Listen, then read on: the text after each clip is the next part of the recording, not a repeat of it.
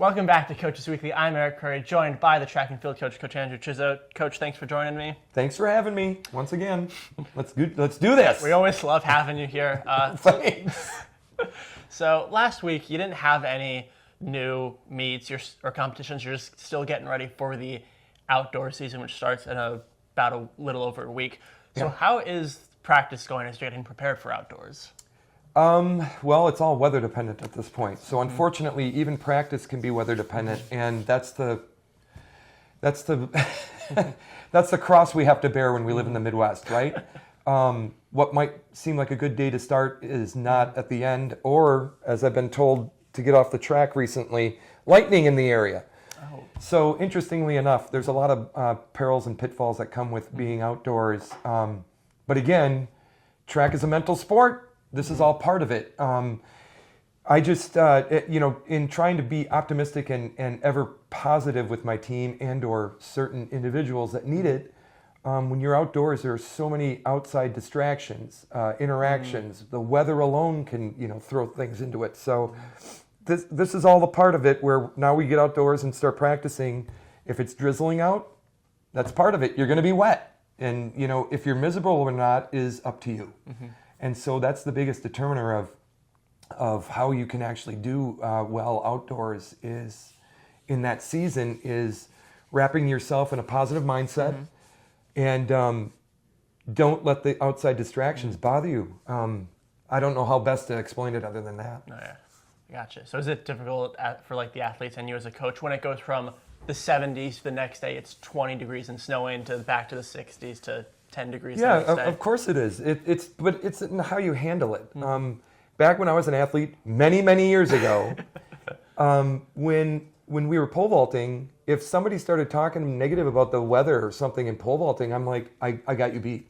Because the weather is the same for both of us. And if you're already distracted by the weather, I'm not have my blinders on and not care about it. Yeah. And that's kind of the mental mindset you have to have. You got to be bulletproof.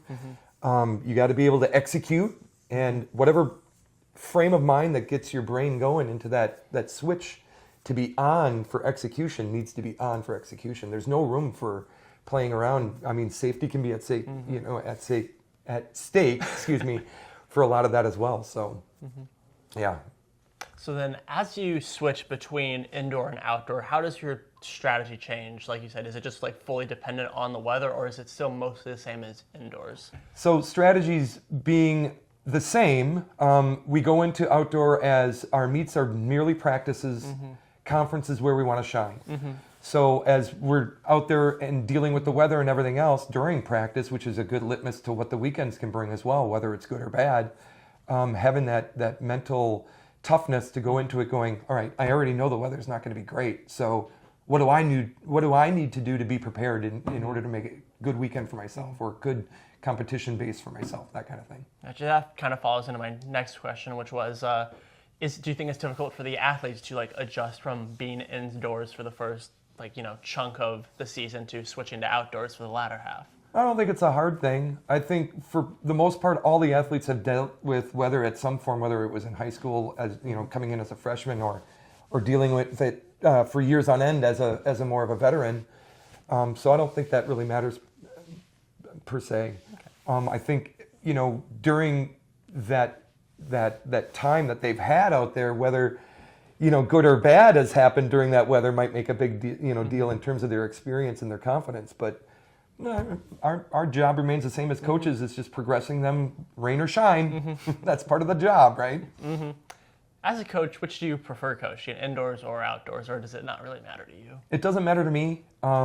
Typically outdoors, I would probably think most coaches would enjoy as a track coach because they've got indoor under their belts, so now they're exceeding expectations, more often. Okay. Their level of competition knowledge becomes greater, and the will to execute and exceed becomes greater too, because they've had some success or have tasted success with that experience, and they just want more. They're just hungry for more. So that's what's kind of nice. Then you get into the better weather too, and that also that usually always brings better performances as well. So. And then speaking of success, what are your goals and expectations for the outdoor season? Pretty much what I just told you. It's wrapping my student athletes in positivity, rainbows and unicorns on a bad day. I'm seriously, and making sure that they can perform at a high level whenever we ask them to. That's how you yield success. It's not necessarily trying. Goal making has its advantages as well. I mean, that's good to do, but goals fall short when you have a 40-degree day. You're not going to break a record on a 40-degree day, especially with sprinting. It's not going to happen. It's that much more difficult. So, in terms of that, goals are great, but we don't rely on them. We just rely on a consistent form of discipline and execution and coaching throughout. Gotcha. Yeah. All right. Well, I think that's all the questions I have for you this week. All right. Thank you for joining me as always. You bet. Anytime. Have me more. I should watch what I say. I don't know if we can fit that in the schedule. But I've been Eric Perry. This was track and field coach Andrew Chizzo. This was Coaches Weekly, and we'll see you next time.